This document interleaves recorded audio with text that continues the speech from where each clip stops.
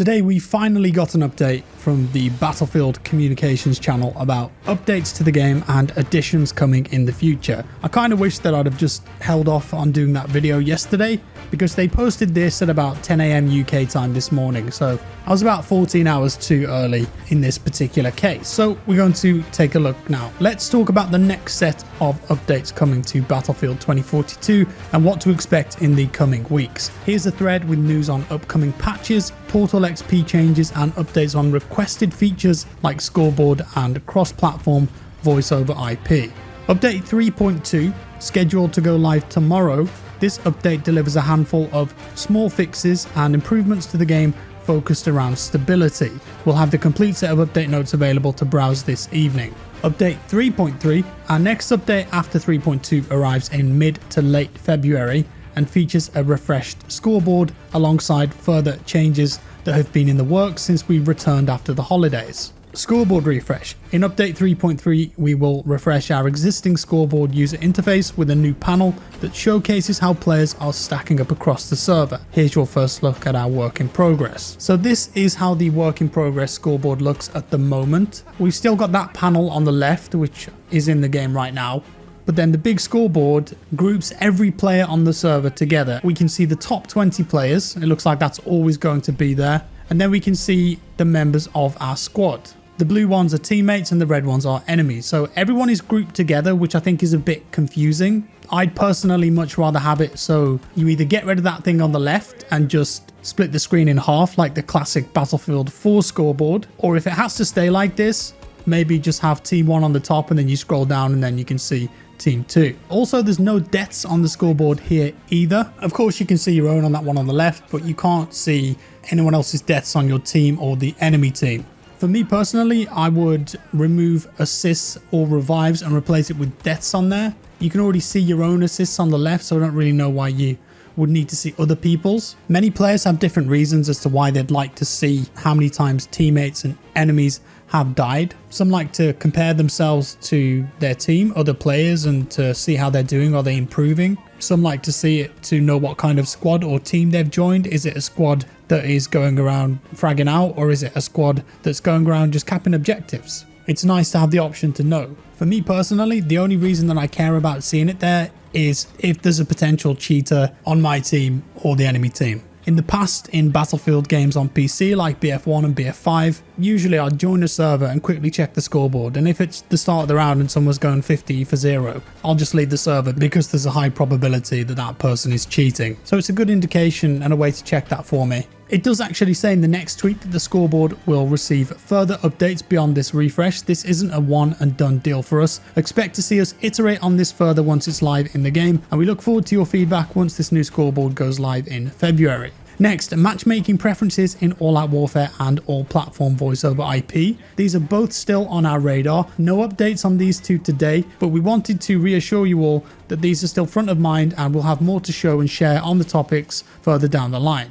Matchmaking preferences, I assume that that's just picking a selection of maps that you want to play and you don't want to play. Could be that, could be something else. All Platform Voice over IP. Should have been in there since the start. It wasn't. And it's critical in a game like Battlefield to have that, especially for console players playing on their own or in smaller groups. So fingers crossed it comes soon. Next, XP in Portal. Further to the changes made at the end of last year, we've got more changes set to go live with update 3.2 tomorrow that will enable more servers and game types to progress on mastery and weekly missions. Details on this will be posted here later this afternoon. They have already been posted and we'll take a look at them after this. Game performance. This is a big one for me. Our teams continue to analyze the data available to us and develop further optimizations that enable the game to make best use of your hardware. In every update, we'll be delivering changes big and small that aim to tackle the issues and improve your experience. I think the quicker that they can look at the game performance and optimize it, the better.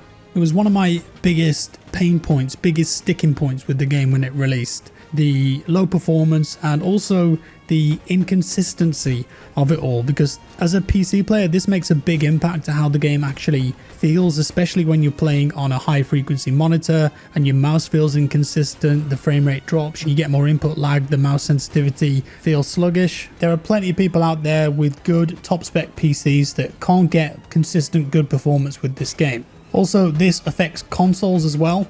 I've only played a little bit of 2042 on Xbox Series X, and that was like day one on Portal, a couple hours before it released on PC. So I don't feel like I've got a good idea of what it's actually like there. I don't feel like I've got an informed opinion or experience of how it plays, but I've seen plenty of videos of the game stuttering on next-gen consoles, many people on social media and forums commenting on how bad it runs, and old-gen consoles too on those 64-player versions of the maps. Fingers crossed that they can get focused on it soon, unlock a few more frames per second, and a bit more consistency in that department. And then that thread ends. Happy New Year. We're hard at work now that we're back. We hope you're all well, safe and healthy. Stay tuned for more updates and we'll see you on the battlefield. And then the next thread is about those Portal XP changes that I mentioned. Alongside update 3.2, we're making further improvements and adjustments to how you earn XP when playing in Battlefield Portal. Here's a new thread with all of the details. Tomorrow, we're increasing the permanent XP cap across all Battlefield Portal modes to 300. Obtaining XP usually comes in bursts, and our intent for this change is to reduce the frequency of XP bursts being capped during gameplay. We're also changing how you progress mastery and weekly missions between created experience types. What you can earn in each experience will now be determined by which modifiers you use and whether the rules editor, damage, health modifiers or AI are enabled. And there's a little breakdown of that here in featured experiences. So those are the game modes that are on the front page. Like when they had Rush there, for example, or Gunmaster, they will be full player XP, full mastery XP for weapon and vehicle attachment unlocks, full ribbon XP, and weekly missions will also track there. And then there's moderate experiences on Portal. These are custom servers using all modifiers except rules editor, AI, or damage and health.